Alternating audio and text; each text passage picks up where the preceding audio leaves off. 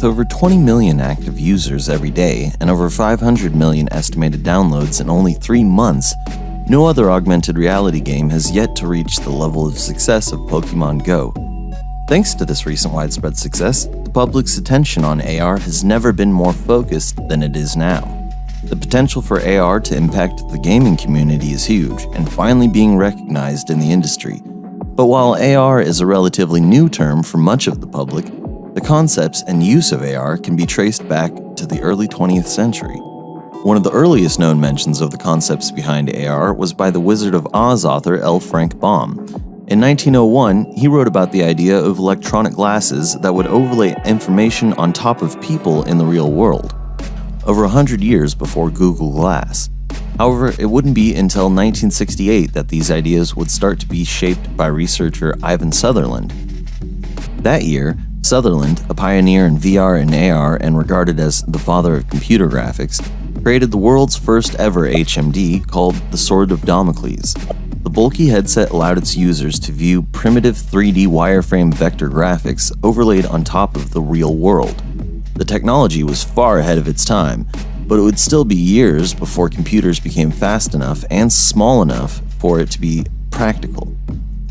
In 1989, Jerome Lanier coined the term virtual reality, and the following year, Tom Caudell coined the term augmented reality, describing a digital display used by aircraft electricians that blended computer graphics with the real world.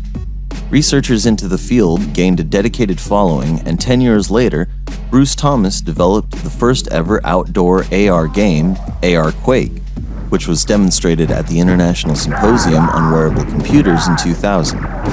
Since then, AR has been integrated into the technology of smart devices utilizing their cameras, which has given the consumer public access to a large number of AR prototypes and has broadened the number of researchers and developers working with AR to create innovative games and apps. It even works if you cover half of the page. Though the quality would vary from app to app, some of them work perfectly to seamlessly integrate computer graphics and information onto the real world. Welcome to China สวัสดีค่ะ After Google unveiled their Google Glass eyepiece, and more recently when Microsoft introduced their HoloLens, it seemed that AR was already on its way to becoming a mainstream integrated technology. And then the Pokemon Go boom of 2016 happened, and almost overnight it seemed like everybody was out trying to catch them all. For many, Pokemon Go was the first time they had heard the term augmented reality. The location-based game uses the GPS components in smart devices to overlay the virtual pocket monsters onto the real world, shown through the device's camera. However, Pokemon Go wasn't the first of its kind. Ingress, a location-based massive multiplayer smartphone game, was released in 2012 and uses the same principles of AR, placing players into 2 factions competing to capture points around the city. But despite not being the first of its kind, Pokemon Go was the first to have such a viral response.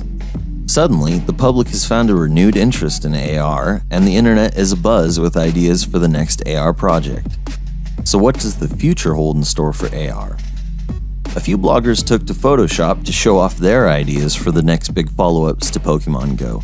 DoomGo and Fallout Go propose the idea of a first-person explorative shooter overlaid onto the real world. But tech innovator Francesco Ferrazino is already hard at work making this a reality with Father.io or Fatherio, a massively successful Indiegogo campaign which has moved into beta testing and will soon be released to the consumer public.